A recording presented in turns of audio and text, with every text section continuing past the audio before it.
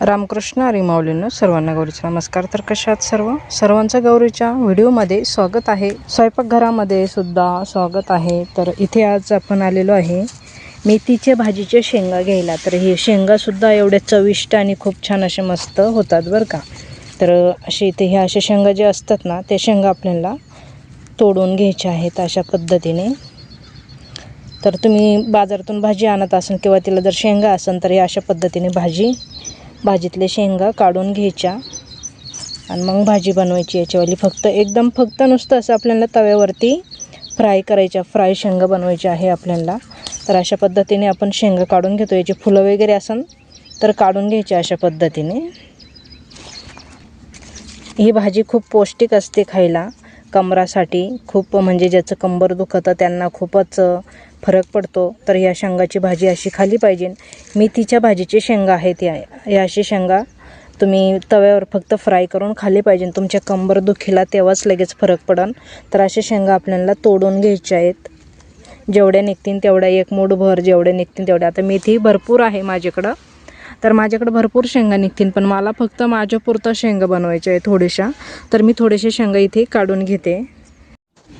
तर अशा पद्धतीने आपल्याला फक्त शेंगा काढून घ्यायच्या आहे भाजीच्या. जेवढ्या भाजीला लागते तेवढ्या प्रमाणामध्ये आपण भाजीच्या शेंगा काढून घेऊया. भाजी बघा लाल कोराची किती छान अशी मस्त भाजी आहे. एक मस्त फुलं आलेली आहे भाजीला.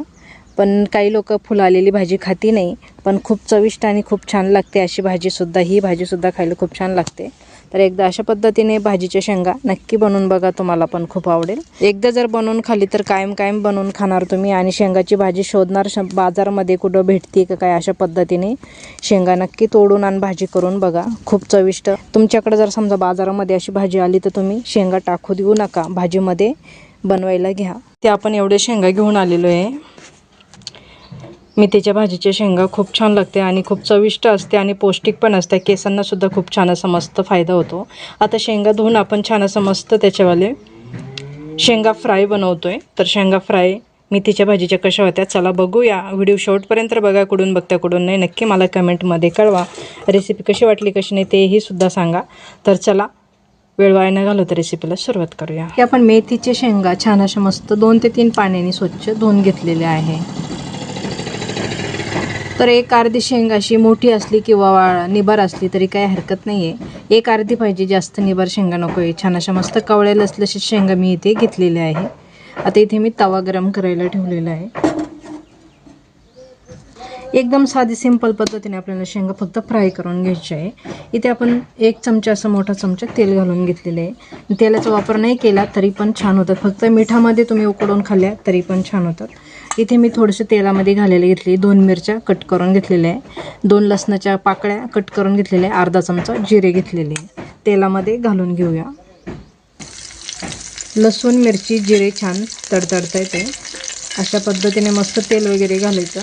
एकदम साधी सिंपल रेसिपी आहे, जास्त अवघड नाही, कुणाला पण जमेल. पण तुमच्याकडे जर मेथी येत असेल तर अशा पद्धतीने भाजी नक्की बनवून बघा.